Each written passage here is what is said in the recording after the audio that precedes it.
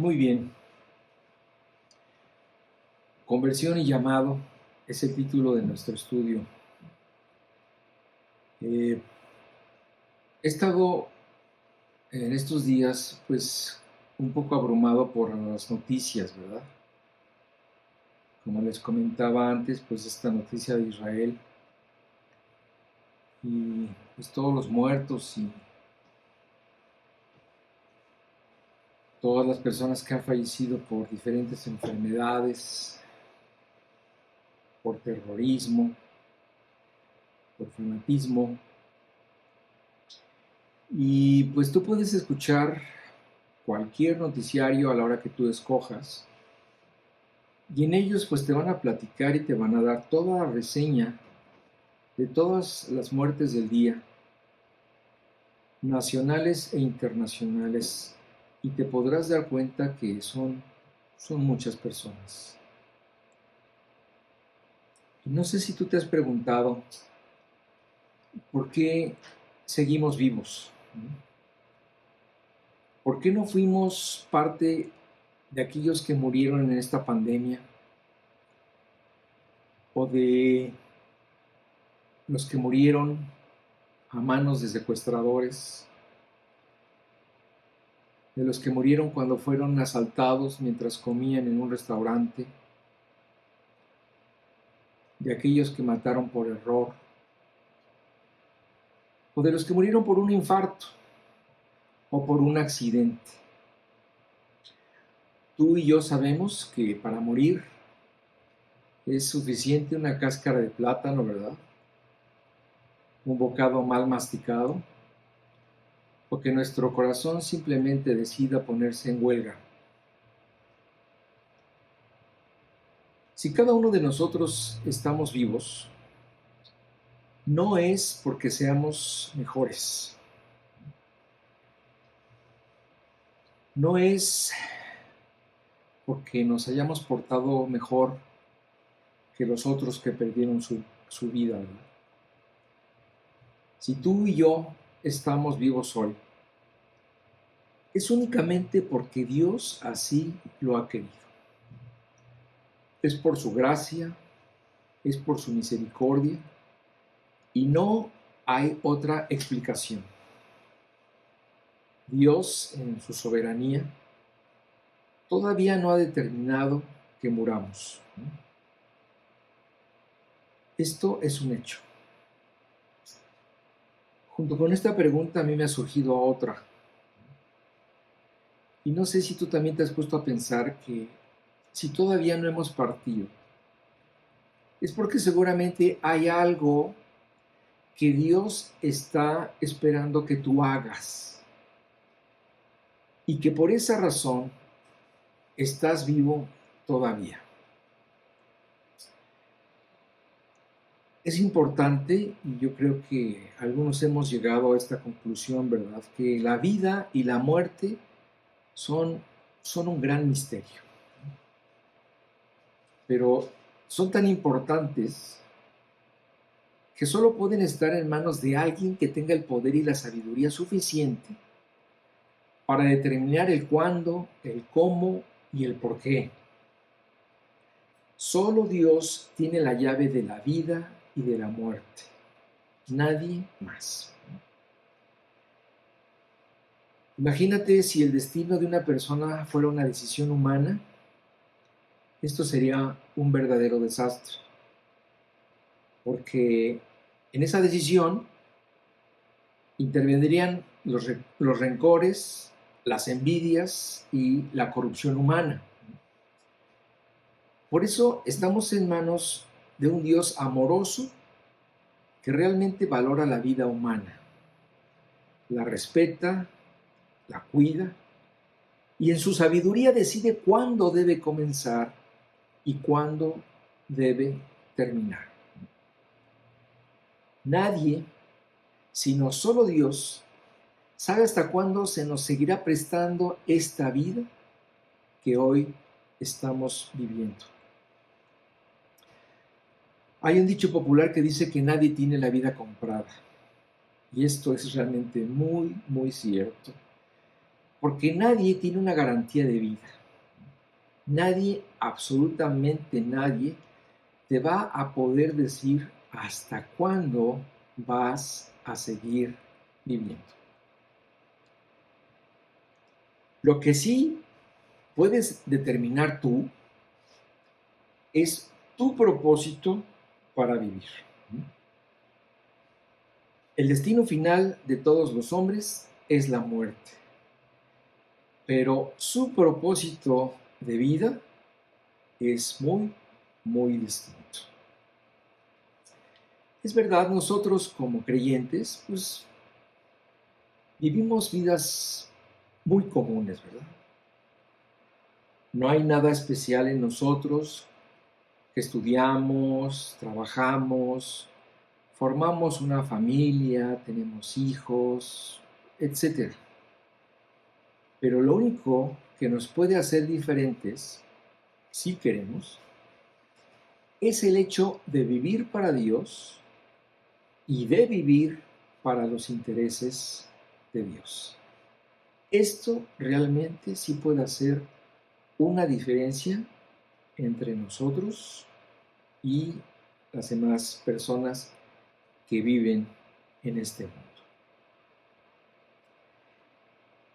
En la vida de Pablo, como también puede suceder en la vida de cualquier otro creyente, hay dos etapas muy importantes que marcaron su vida. Y estas dos etapas que marcaron su vida fueron el día de su conversión y el día que fue llamado a servir. Hablando de su conversión, pues Pablo era una de esas personas que podríamos decir que tenían todo. Tenía por nacimiento la mejor nacionalidad que se podía tener en ese tiempo, que era la romana. Esto le daba muchos derechos y muchos privilegios. Él sin duda era un personaje muy importante en su país.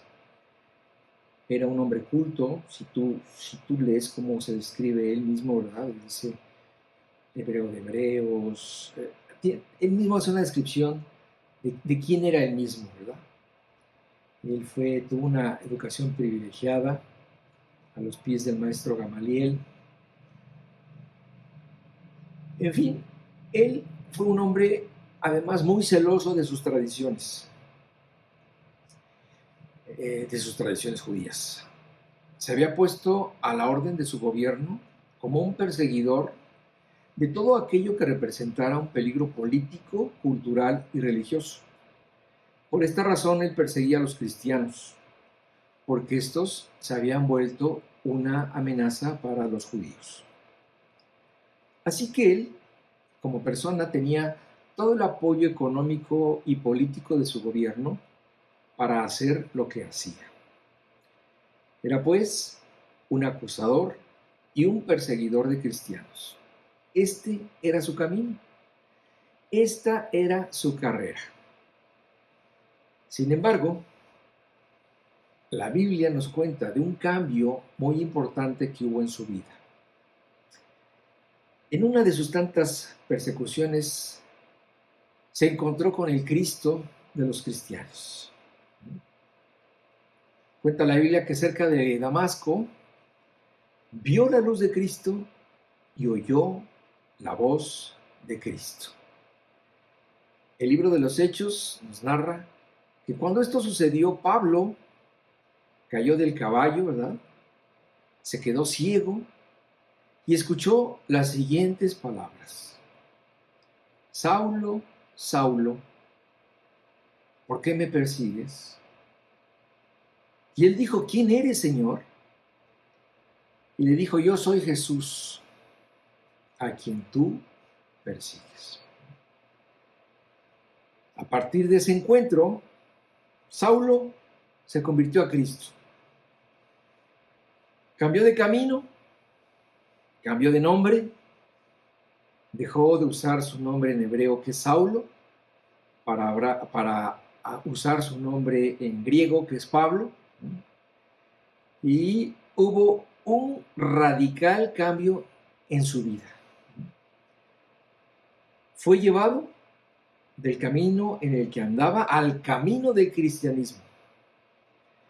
De ser un perseguidor, se convirtió en un seguidor de Cristo.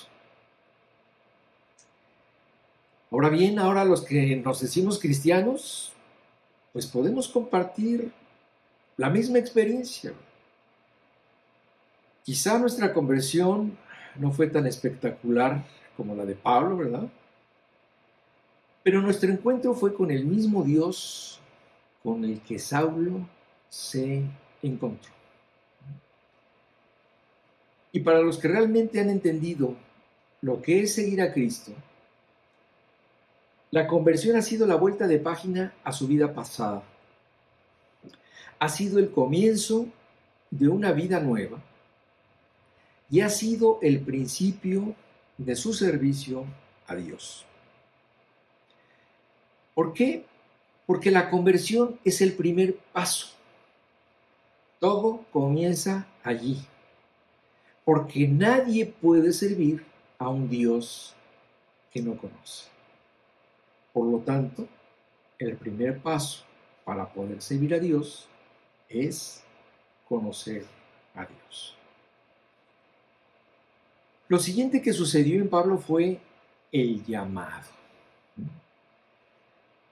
Después de este encuentro con Cristo, Pablo fue llevado con un creyente llamado Ananías para que recobrara la vista. Y a este se le dijo que Pablo tenía un llamado, que había sido escogido como un instrumento de Dios para llevar el evangelio a judíos, gentiles y reyes. Nuevamente, lo mismo que le pasó a Pablo, le sucede a cualquier creyente que se convierte. Porque todo aquel que cree y acepta lo que Cristo hizo por él, también recibe un llamado. Como lo vemos en Romanos 11, 29. Vamos a leerlo para que veamos qué dice aquí. Dice, porque irrevocables son los dones y el llamamiento de Dios. Es decir, cuando una persona se convierte, recibe un llamado, ¿verdad?, irrevocable por parte de Dios. Este llamado no se puede cambiar porque es dado el día de su conversión. El día de la conversión de cualquier persona, Dios le hace este mismo llamado que le dio a Pablo. ¿Tú puedes ignorar este llamado? Sí. ¿Puedes negar este llamado? Sí. ¿Lo puedes desobedecer? Sí, también. Pero hay algo que no puedes hacer, que es cambiarlo. El llamado de Dios está dado de parte de Dios a todo creyente y quedará registrado por siempre como el plan que Dios tenía para tu vida. Ya si lo seguiste o no, será cosa tuya. Pero a partir de tu conversión, Dios dejó establecido este llamado. Como dice el texto que les leí de Romanos, este llamado es irrevocable y es eterno. ¿En qué consiste este llamado? Bueno, veamos lo que dice en Hechos 20, 24. Pero de ninguna cosa hago caso, ni estimo preciosa mi vida para mí mismo. Está hablando Pablo. Con tal de que acabe mi carrera con gozo y el ministerio que recibí del Señor Jesús para dar testimonio del Evangelio de la gracia de Dios. Es decir, como nosotros podemos leer en toda la Biblia, cuando habla Pablo, Pablo era muy dado a comparar la vida cristiana con una carrera atlética, lo cual habrá resultado bastante gráfico en medio de una cultura cercana como era la griega, donde cada año se celebraban varias gestas deportivas. Y bajo este ejemplo, decía que básicamente le interesaban tres cosas: acabar su carrera con gozo, dar testimonio del Evangelio de la gracia de Dios y acabar el ministerio que había recibido del Señor Jesús. Acabar la carrera con gozo. A través de mi vida cristiana, yo he visto muchos creyentes quejándose, muchos creyentes que se quejan porque alguien los vio feo, porque no les hicieron caso. Y esta queja de los creyentes incluso los ha hecho hasta callar.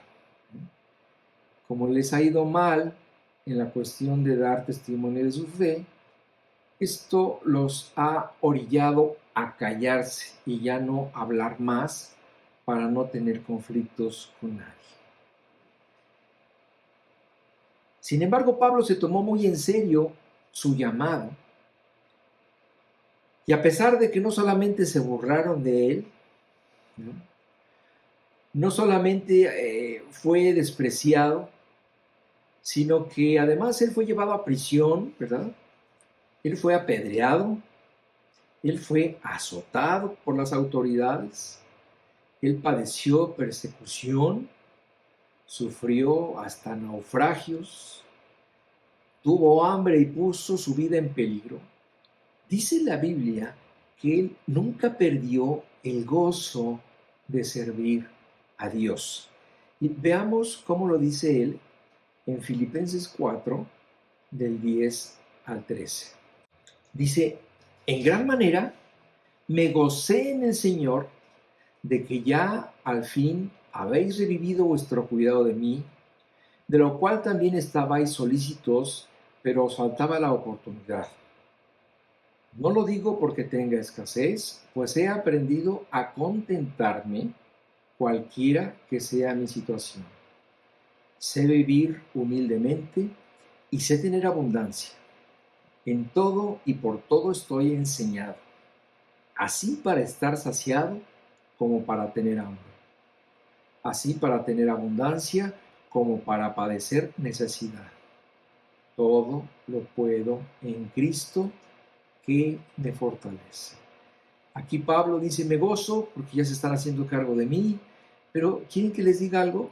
Mi gozo no lo pierdo, aunque no tenga ni qué comer, aunque no tenga ni con qué taparme, aunque padezca muchas cosas, he aprendido a no perder mi gozo.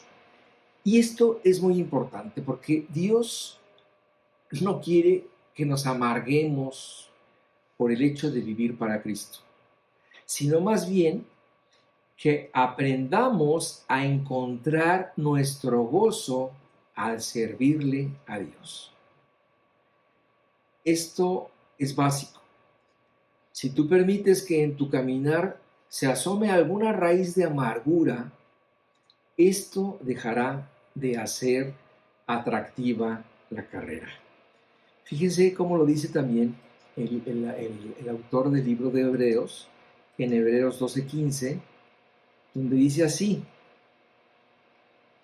mirad bien, no sea que alguno deje de alcanzar la gracia de Dios, que brotando alguna raíz de amargura os estorbe, y por ella muchos sean contaminados. La amargura ha sido la causa de que muchos cristianos abandonen la carrera, de que pierdan el rumbo o de que la sufran en vez de disfrutarla. Algunos caen en amargura por algo que no salió como ellos esperaban. Y es que tenemos la tendencia a creer que las cosas deben ser como las imaginamos nosotros. Y si no aprendemos a aceptar las cosas como las manda Dios, viviremos en una constante frustración, enojo, y vamos a permitir que empiecen a crecer en nuestras vidas pequeñas raíces de amargura, que son como la raíz de cualquier árbol, ¿verdad? Que penetran en el fondo, que se dispersan y que además, como dice el texto que leímos, pueden afectar también a otros. Dicen por ahí que si la vida te manda limones, haz limonada. Y entonces no te amargues porque tú quieres naranjada. Tienes que aceptar a aprender a recibir las cosas que Dios te manda y a vivir en contentamiento precisamente por lo que Dios te está dando y por lo que Dios está permitiendo en tu vida. Ahora bien, es muy importante también que no dejes que la vida cristiana te maree. Es decir, tú tienes que vivir la vida cristiana en forma sencilla, en forma fácil. Conforme tú vas creciendo en la fe, tú te vas a dar cuenta que esta forma de vivir se volverá algo natural. La vida cristiana va a empezar a fluir en ti como la forma natural de vivir. En el mundo deportivo, solo aquellos que disfrutan correr, corren. Nadie entra a una carrera por obligación. Es más, cuando tú hablas con un corredor, te dicen que no pueden estar un día sin correr, porque esto ya está formando parte de sus vidas, ¿verdad? Ya lo disfrutan, lo hacen porque les gusta. Nadie tiene que estarles diciendo levántate temprano, ponte los tenis, vete a correr. No, esto ya es parte natural de sus vidas. Y entonces la vida cristiana se debe de volver así, una forma natural de vivir, sin que nadie te esté forzando y obligando a hacer tus deberes cristianos.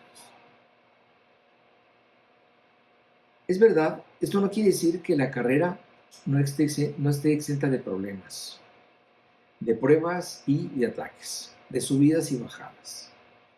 Pero quien le encuentre el gozo a la carrera, querrá seguir en esta carrera y no permitirá o no querrá cambiar esta forma de vivir que ya se ha vuelto suya. Es importante también saber que sí habrá momentos de cansancio, habrá momentos de saturación, como en cualquier carrera, pero también debemos de saber que nosotros podemos recibir el aliento que nosotros necesitemos de parte de Dios para continuar andando. Fíjense cómo lo dice el profeta Isaías en el capítulo 40, versículo 30 y 31. Estas son palabras realmente de aliento. Dice, los muchachos se fatigan y se cansan. Los jóvenes flaquean y caen. Pero los que esperan a Jehová tendrán nuevas fuerzas. Levantarán alas como las águilas, correrán y no se cansarán, caminarán y no se fatigarán. Es decir, la vida cristiana, como cualquier carrera, tendrá momentos de flaqueza, de debilidad, pero es aquí cuando Dios nos invita a que nos refugiemos en Él, para que en esos momentos de crisis y de cansancio Él sea el que nos dé el aliento para seguir adelante. Debemos saber que tenemos un coach, ¿verdad?, que es Dios. Y Él es el único que podrá darte descanso cuando lo necesites. Él es el único que sabrá darte la fuerza cuando empieces a flaquear, hasta que nuevamente levantes el vuelo como un águila. Entonces, en estos versículos no se te recrimina el hecho de que te canses, de que te fatigues, sino que lo presenta como algo natural, así como también presenta como algo natural que acudas a Dios para que Él te dé un nuevo aliento. ¿Ok? Entonces, una de las cosas que Pablo buscaba era no perder el gozo de correr. Él quería terminar su carrera con gozo. Y la siguiente cosa que quería era dar testimonio del Evangelio de la gracia de Dios. Y tú puedes decir, bueno, ¿por qué Pablo quería dar testimonio del Evangelio? En primer lugar, él quería dar testimonio del Evangelio porque él estaba orgulloso de su nueva fe en Cristo. La Biblia no nos dice a qué edad se convierte Pablo, ¿verdad? Pero él servía fielmente al judaísmo, pero él ahora tenía una nueva fe en Cristo. Y ahora, como dice en Romanos 1:16, él ahora era testigo del obrar del poder de Dios en él.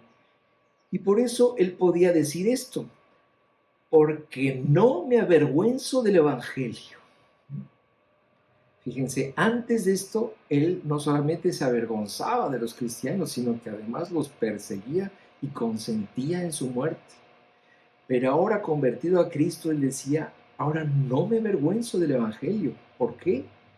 Porque es poder de Dios para salvación a todo aquel que cree. Al judío primeramente y también al griego. ¿Sí? Entonces, Pablo era consciente de esto. Él había visto desde su conversión el poder de Dios obrando en su vida. Y esto es algo que lo hacía predicar el Evangelio en todo momento. Él no podía callarse, porque él estaba orgulloso del Evangelio. Él no se avergonzaba del Evangelio. Si tú te avergüenzas de ser un cristiano, ¿verdad?, es porque todavía no has entendido qué es ser un cristiano. Todavía no has comprendido cuál es el alcance de tu fe. Pablo dice que el Evangelio tiene el poder de salvar a la gente que cree. ¿Salvarla de qué? De la condenación eterna, ni más ni menos. Entonces él estaba orgulloso de tener en sus manos el poder de compartir el Evangelio de Cristo para poder sacar de la condenación a sus compatriotas, primeramente los judíos y después a todos los demás. En segundo lugar, Pablo quería dar testimonio del Evangelio porque él entendió que la predicación era el método que desde toda la vida Dios había escogido para dar a conocer su mensaje a los hombres, ¿verdad? Solamente hablando de Cristo, nosotros podemos dar testimonio de nuestra fe a los demás. Esta es la forma en que Dios ha escogido. Dios no le dio el trabajo de predicar el Evangelio a los ángeles, ni tampoco puede esperar que el hombre por sí mismo intuya cuál es la forma de salvarse, ¿verdad? Dios no espera ni que el hombre, a través de su sabiduría, pueda entender qué fue lo que Dios hizo para salvar al hombre, ni tampoco puede esperar que el Evangelio llegue de otra forma, sino que ha diseñado esto para que sea a través de los hombres y a través de la predicación del Evangelio, ¿verdad? Como dice en la Biblia, pues en la sabiduría del hombre, el hombre no puede encontrar a Dios. Y esto lo ha demostrado en infinidad de cosas, ¿verdad? Cuando el hombre ha querido tener la sabiduría para llegar a Dios, a lo único, a lo que ha llegado es a inventar religiones, ¿verdad? De pronto se inventa una religión y dicen, bueno, yo creo que a través de hacer esto nosotros vamos a poder llegar a Dios, ¿verdad?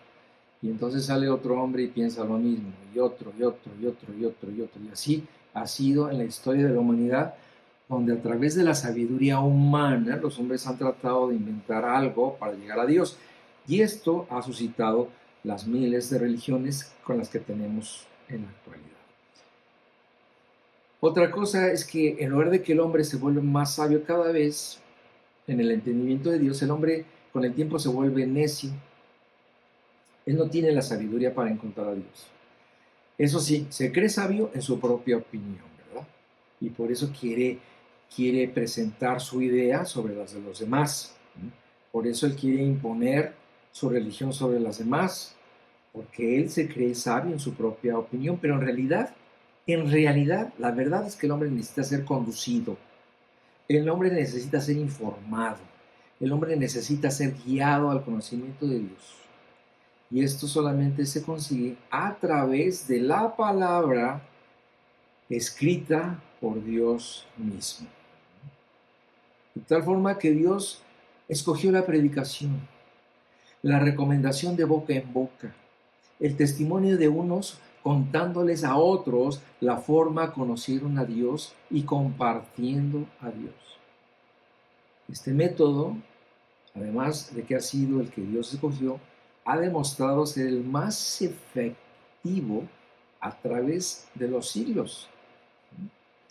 A través de toda la vida humana, el hombre ha conocido a Dios a través de la predicación de la palabra de Dios. De hecho, tú conociste a Dios así, cuando alguien te habló de Cristo. Fíjense cómo lo describe Pablo en 1 Corintios 1, versículo 21 y 22. Dice así: pues ya que en la sabiduría de Dios el mundo no conoció a Dios mediante la sabiduría, entonces agradó a Dios salvar a los creyentes por la locura de la predicación. Es decir, aquí Dios dice, en la sabiduría de Dios se dio cuenta que el mundo no puede conocer a Dios mediante su propia sabiduría, ¿ok? Entonces, al darse cuenta de esto, entonces Dios determina salvar a los creyentes a través de la locura de la predicación. Los judíos piden señales, los griegos buscan sabiduría, no sé qué pedían los aztecas, ¿verdad? No sé qué pedían los romanos, no sé qué pedían los egipcios, no sé qué pedían, todos pedían algo, ¿no? Pero entonces Dios decide hacer algo y dice, los voy a informar de cómo salvarse a través de la predicación. Ahora, ¿por qué dice aquí Pablo que la predicación puede resultar en una locura? Bueno, dice la Biblia que la predicación puede resultar una locura, y lo explica más arribita en el versículo 18. Dice, porque la palabra de la cruz es locura a los que se pierden, pero a los que se salvan, esto es a nosotros, es poder de Dios. Es decir, en este versículo 18, Pablo explica que cuando la palabra de Dios es predicada, solo puede haber dos reacciones. Puede haber rechazo o aceptación de la cruz. Para los que se pierden, el Evangelio es una locura. Y para los que se salvan, es la manifestación del poder de Dios. Es la respuesta que querían conocer, es el mensaje que estaban esperando oír para poder conocer a Dios. En todas las cartas de Pablo, en todos sus discursos, todas sus palabras, todos sus esfuerzos están dedicados para que entendamos los diferentes ángulos y las diferentes verdades del Evangelio de la gracia de Dios. Él entendió que a través de la predicación los hombres conocerían a Dios y de esta forma encontrarían la vida eterna. Por eso él estuvo dispuesto a dedicar toda su vida a partir de su conversión a hacer este trabajo. Lo hizo el trabajo de su vida, predicar el Evangelio de la gracia de Dios.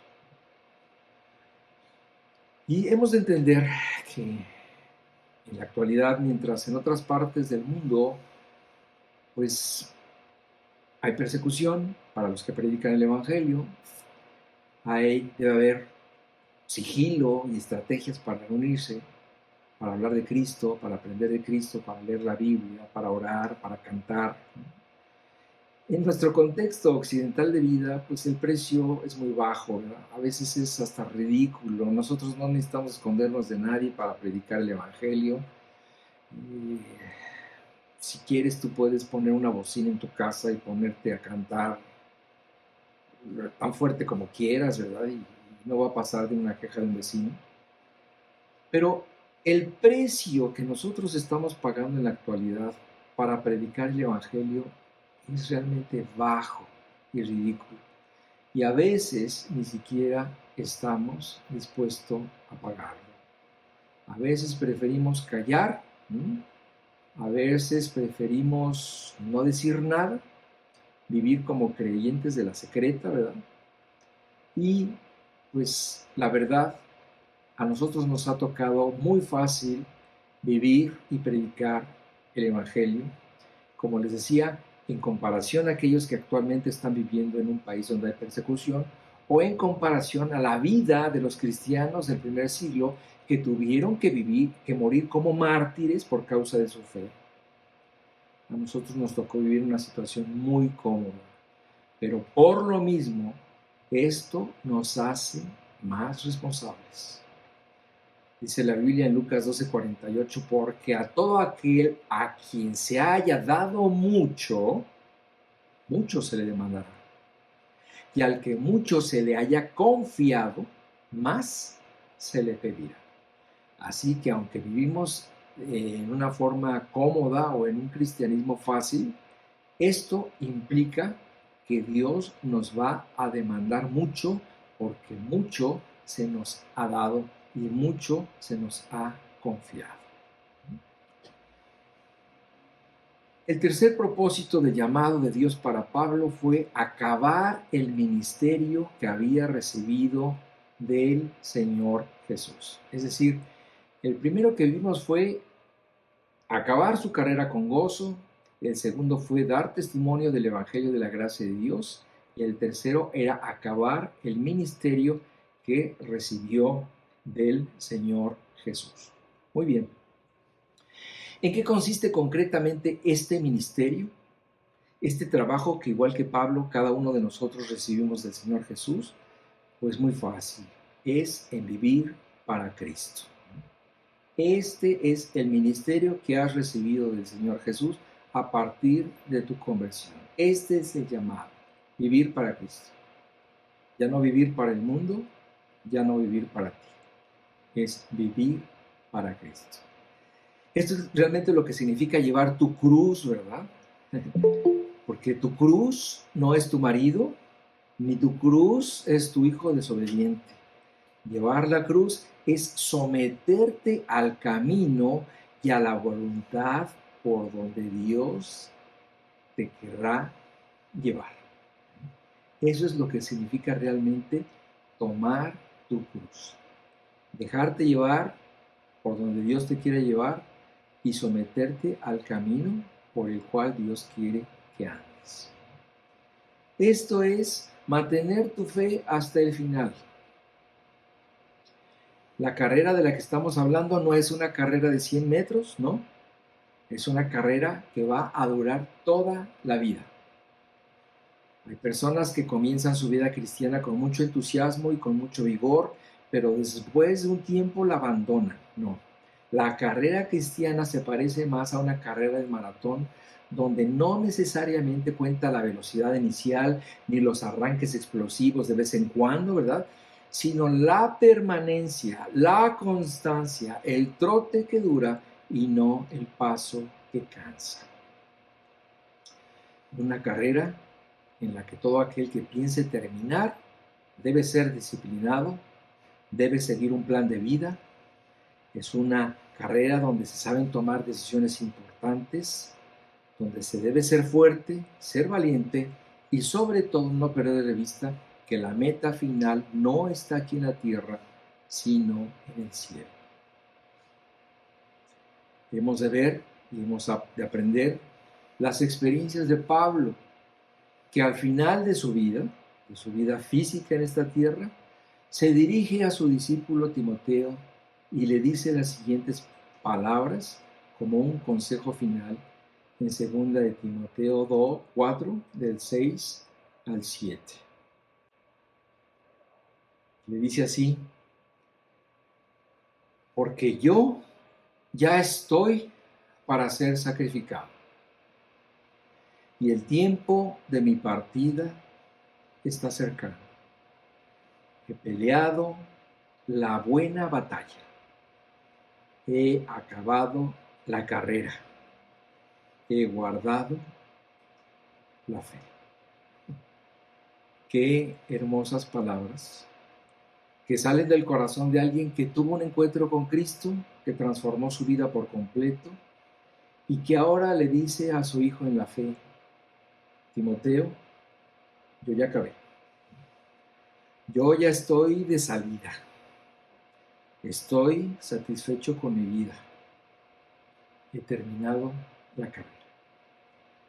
Pronto veré cara a cara a Jesús y estaré en presencia de aquel a quien he servido con todo mi corazón durante toda mi vida. Así que te aconsejo que hagas lo mismo. Conclusión. Como cualquier ser humano, podemos ver que Pablo se equivocó en algunas ocasiones, ¿verdad? Él se consideraba el más grande de los pecadores. Él falló, cometió errores, quizá tomó decisiones equivocadas, precipitadas. Pero antes de partir, también nos compartió el secreto de su resiliencia. Fíjate cómo dice en Filipenses 3, 13 y 14 las siguientes palabras: hermanos, yo mismo no pretendo haberlo ya alcanzado, pero una cosa hago, olvidando ciertamente lo que queda atrás y extendiéndome a lo que está delante. Les repito, hermanos, yo estoy haciendo una cosa, estoy olvidando lo que queda atrás y extendiéndome a lo que está delante. Prosigo a la meta, al premio del supremo llamamiento de Dios en Cristo Jesús. Aquí Pablo le está dando un consejo a toda la cristiandad que lo pueda escuchar. No importa, cristiano, escucha, hermano, ¿verdad? No importan tus fracasos del pasado. No importa si hasta hoy has sido indiferente por las cosas espirituales, si has sido negligente o has sido sordo al llamado que has recibido de parte de Dios. No importa si hasta ahora no has sido un lector de la Biblia. No importa si no has sido realmente un creyente que ora a Dios todos los días.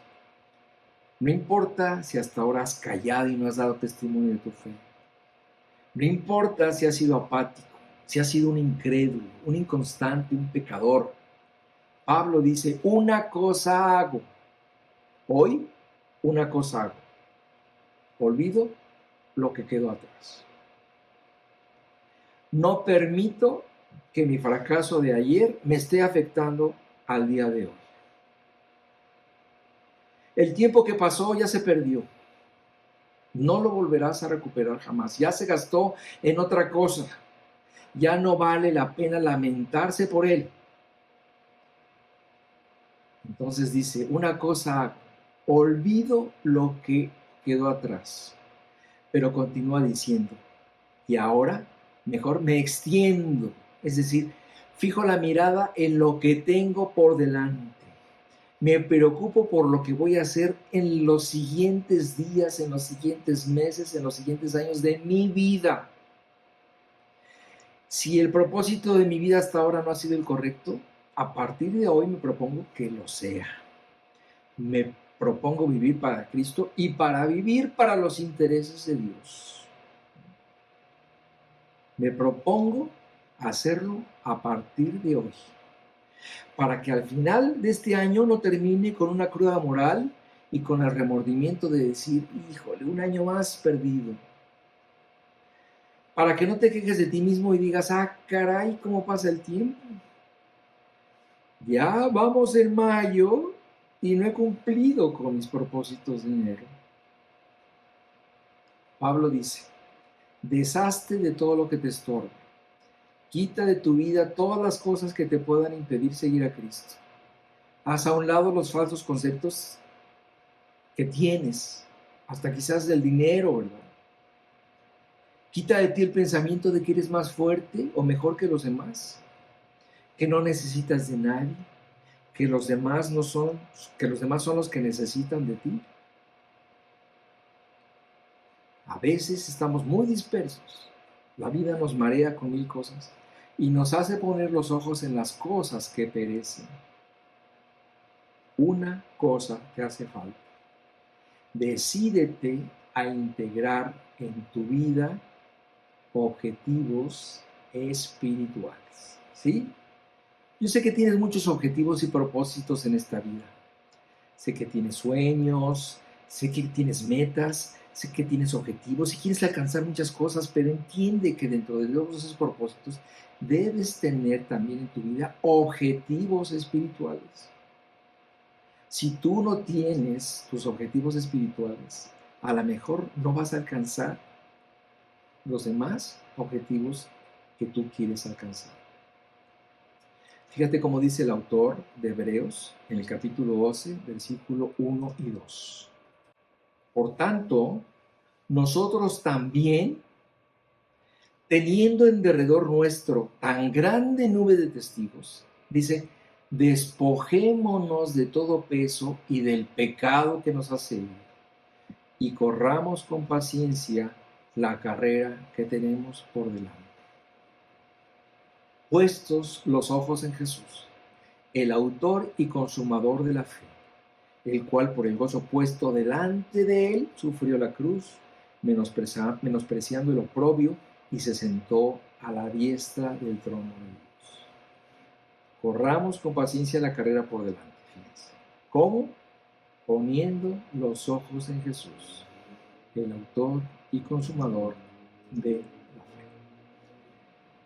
¿Cuáles pueden ser estos objetivos espirituales en forma práctica? Bueno, lee todos los días tu Biblia, ora todos los días a Dios, memoriza versículos de la Biblia, estudia la Biblia, habla con las personas de Cristo. Como les he dicho siempre, no importa si sabes mucho o si sabes poco, lo que tienes que hacer es dar testimonio de tu fe. Si tú has sido llamado por Dios, es porque hay algo que puedes hacer. Busca tu lugar, busca tu trabajo y desarrolla. ¿Qué nos va a deparar el futuro? No lo sé. ¿Cuánto tiempo nos queda por vivir? No lo sé. ¿Qué es lo que debo hacer? Sí lo sé. Acaba tu carrera y el ministerio que recibiste del Señor Jesús. Hazlo con gozo. Esta encomienda la recibiste tú como cualquier creyente que se convierte, como la recibió Pablo y la reciben todos al recibir su llamado.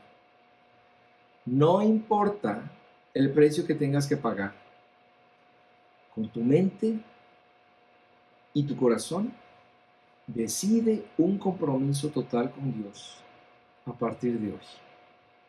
No importa el ayer, lo que importa es el hoy y el mañana.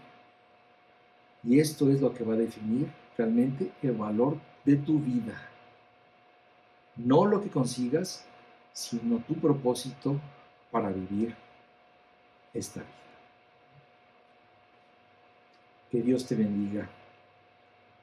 Maranatha.